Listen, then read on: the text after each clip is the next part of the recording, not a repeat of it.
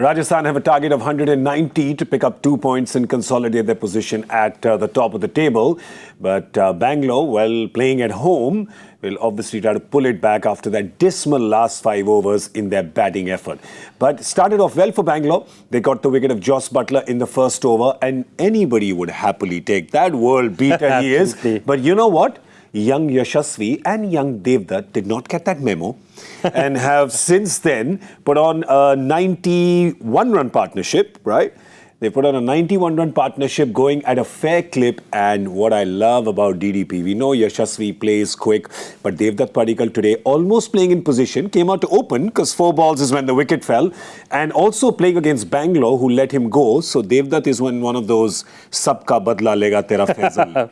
The PDP candidate, point to proof candidate, but fantastic. As I say, Devdutt Padikkal is back. Yeah. Also at the Chinnaswamy, but he had, the interesting thing is he's had a couple of interesting scores, 26, 26, 138, all innings which shows promise, saying that, flashes of that old Padikkal that we saw in that breakthrough season, but not that, he never just showed that form. Today, he's finally doing it in a day when, Buttler gets out so early. Yeah. The last time he had a partnership, it was with Buttler. Yeah. This time, without Buttler being there, coming in place of Sanju, who normally bats in that position. I wanted to ask you about that, because is it so that essentially they're just thinking that, well, it's not 1 wicket down, it's still Jaiswal and Padikkal opening and Sanju still playing at 3 in a way, right? Exactly. I think that's how they looked at it. I think it was really smart because he took his time in the beginning. But after that, you hit a couple of shots and Padikkal is in form when he hits that ball over cover. And he has that shot where he knows exactly when he's going to time it. And he has that timing again today. And that's really important for them because if Padikkal now gets into form, this Rajasthan team is beginning to look awesome. Yeah, because he was the only batter out of all of them who hadn't got solid runs, and he's just completed his 50. Solid, and how? Quantity and quality, because he's done it of 30 deliveries. Now, what has happened is they've pretty much finished their 10 overs a little behind where Bangalore was, because Faf and Maxwell were going absolutely crazy at that time. But remember, after Faf went to a run out, Maxwell got out that innings and its momentum just fell off a cliff. Rajasthan knows this, so they're thinking 100 of the back 10, 9 wickets in hand, easy peasy.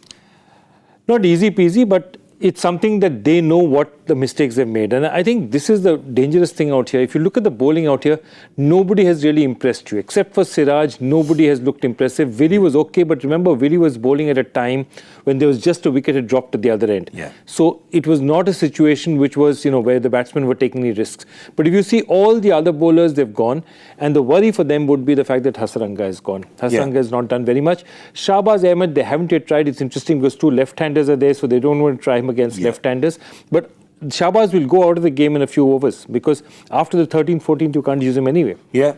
So there's the only issue here which could come into play for the Rajasthan batting effort is that as the innings progressed when Bangalore was batting, that pitch just looked like it was slowing down a bit. If that happens, probably that could be the only worry for them. But otherwise, 9 in over in Chinnaswamy, 2 batters in form, Sanju to come, Hetmeyer to come, shouldn't really be a problem, right? I mean, it's advantage Rajasthan more than Bangalore. Absolutely advantage Rajasthan more than Bangalore.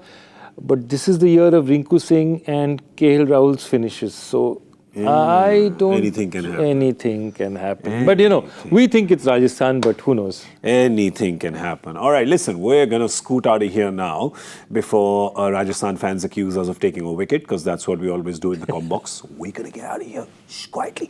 But we'll come back at 7:10. That's 7:10 Indian Standard Time with Cricbuzz Live, irrespective of whether this game is over or not, to look at the next game, because that's Chennai playing Calcutta in Eden Gardens. That's a big one. It's a marquee game. So we're going to be here at 7:10 to talk about that. So do join us then. Put your notifications on. You'll know when we're here. Ding. Bye-bye.